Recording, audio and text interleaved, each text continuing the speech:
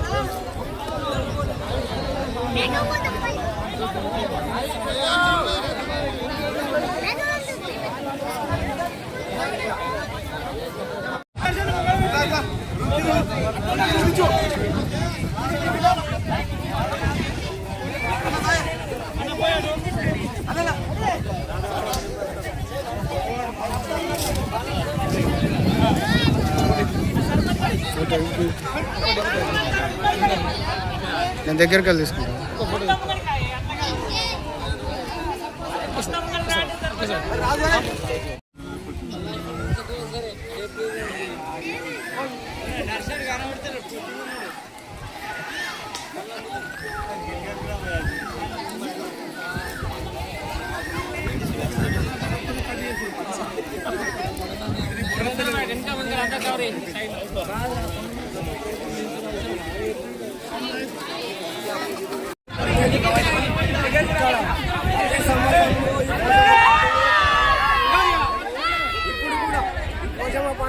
ఎంతో సంతోషము, పంటలు మంచిగా పండాలని. ఇక్కడ వాడి గ్రామము చిన్న విలేజ్ అయినా అందరూ కట్టుబెట్టి ఉండి కలిసిమెలిసి ఉండి పండుగ జరుపుకుంటున్నాము. ఎప్పటికైనా ఇంతే జరగాలని కోరుచున్నాం. ప్రతి ఏటా పోషం పండుగ జరుపుకుంటాం. చాలా ఘనంగా జరుపుకోవడం జరుగుతుంది. పంటలు, పాడి పశువులు అందరూ బాగుండాలని విలేజ్ దేవతలకు జరుపుకోవడం ఘనంగా జరుపుకుంటాం. ఈసారి ఇంకా ఘనంగా జరుపుకొని ముందుగా వర్షాలు కూడా బాగా పడాలని వేడుకలు జరుగుతుంది. అందరూ గ్రామ ప్రజలందరికీ దర్పల్లి మండలం వాడి గ్రామంలో పోచమ్మ పండుగ అతి ఘనంగా నిర్వహించుకుంటున్నాము. ఈ ఏడాది మాకు పంటలు చాలా పండినాయి కాబట్టి అతి ఘనంగా మేము పోచమ్మ పండుగ నిర్వహిస్తున్నాము.